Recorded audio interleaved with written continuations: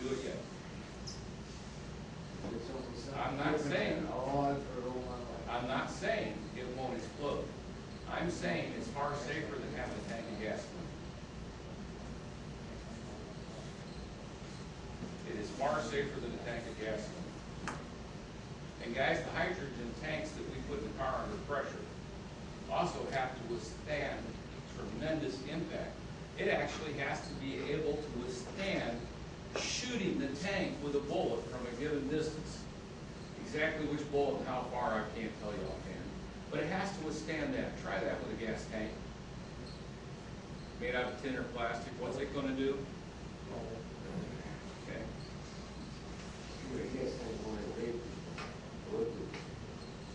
It turns into vapors when it hits the ground, and when it does it goes down, and the vapors start coming off of the liquid, and the vapors are heavier than air, and they stay there. So they are at the ignition point, and they build up at the ignition point, and as soon as you light it, it continues to turn into a vapor and continues to burn. The hydrogen is leaving. And if it does have a flame, the flame is going to shoot upward or out in the force of the jet. But in the main force of the jet is a leak. It won't burn because it hasn't mixed with oxygen. Once it gets far enough out that it blends with oxygen, it'll burn really, really well, ferociously so. But will the tank blow up? No, there's no oxygen there. You've got to get it to blend first. And once it blends, very shortly after that, it starts turning into water. It's way, way safer than gasoline. Should you blow it up, you have a very, very ferocious explosion on your hand. No question about it. Way ferocious. It burns very, very fast, very, very mean. So, is it possible to do that? The answer is yes. Is it likely? No.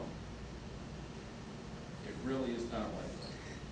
The flame from hydrogen is 1,000 times faster than the flame from gasoline.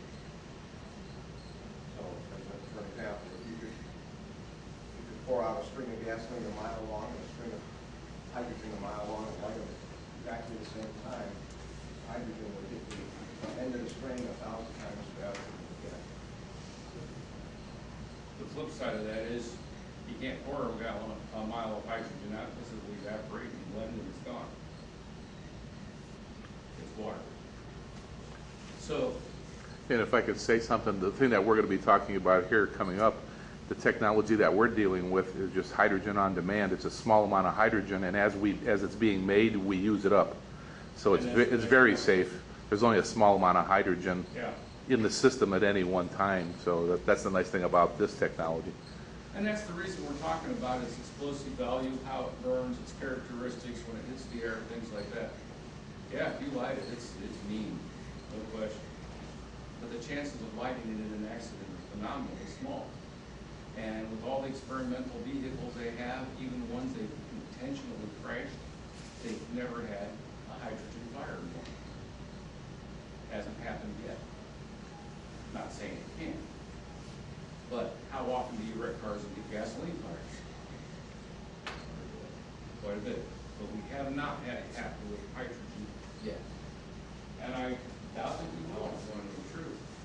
Now, this is pressurized hydrogen. What we're going to be dealing with here in our Brown's gas, and what we're doing, is a hydrogen on demand. We are not storing hydrogen in the car. We're not. When the car is shut off, there is no hydrogen there. Isn't there? You can't light what doesn't exist. The only time it's producing it is while the vehicle is in operation. And it's a very small quantity, and it is not under pressure. And because of that, this is really very, very safe. It's not completely safe. Nothing is completely safe. But it's safer than the gasoline that you have in the car. And if you hook the systems up and create it right, it's way safer than the gasoline car. Okay.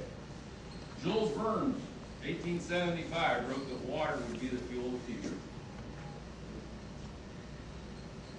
He wrote a lot of things. Some of them are true, some of them are not. But can we take water put it in your car, put it through a process, and improve your fuel mileage? In most cases, and I will say most, the answer is yes.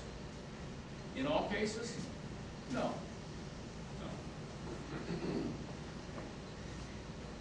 Back in 1812, Charles Fraser made the first patented hydro booster. So what we're going to show you today was created in 1918. 1918 is when this was first done. Now, it works best with low-grade fuels. This is an interesting point. Does this work with gasoline? Oh, you betcha it does. It does a nice job. But it works even better with diesels. Does it do a good job with gas? Well, let me put it this way. We built one of these. My students built it in one of my alternate fuel classes. We built one. Matter of fact, you're going to see it today because it's not in the car right now because of a couple of issues that we're going to get into as we go, and we want you to see it. And the way we build it isn't very good. It's rude, it's crude, it's a bit unsophisticated. Works great. Running a 1994 Tempo, the exact same weather conditions, the same route, the same driver, the same weight, duplicating everything as close as it could possibly be duplicated, filling it at the same gas pump, at the same time of day, in the same weather conditions. This Tempo went from 25.4 mile a gallon to 30.6 mile a gallon with this system in it. That's a 20% improvement. And I've been able to repeat that frequently. Okay. Now, is the Tempo a great car? Not this one. These guys have seen it, they know. As the front fenders rusted a lot and the plastic liners were showing, somebody said, "Why do you have garbage bags in your fenders?" I said, "So when the pieces fall off, I have something to pick them up and put them in." Okay, it's not a great car.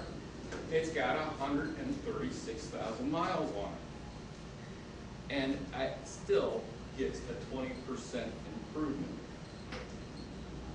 Now that's significant, folks. The odd thing is, the newer the car is, the harder it is to make it work. Because the newer computer systems, OBD2, they like to disagree with the results you get. And sometimes the newest cars don't like this because the computer's correct for it, and in some cases the mileage will get worse. But there are ways to deal with that too. Oh, wait a minute, we got to deal with that. What's the EPA have to say about this? They're not happy, are they? There. EPA. Because a lot of you will sit here and a lot of other people will sit and say, you know what? You can't do this. That's emissions tampering. You're messing with the emission system in the car. That's illegal. Here comes your $20,000 fine. Shame on you. Not so. The EPA has actually looked at these things from different people, and they don't endorse them. Can anybody tell me one thing the EPA endorses?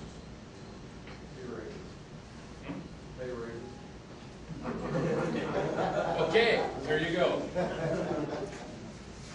I'll go along with that one. I was going to say there's nothing, but you're right. The EPA, by their policy external to their department, doesn't endorse anything. All they do is approve it or disapprove it. It meets a standard or it does not. They don't establish those standards. The Federal Clean Air Act and things establish those standards. The EPA monitors, they enforce.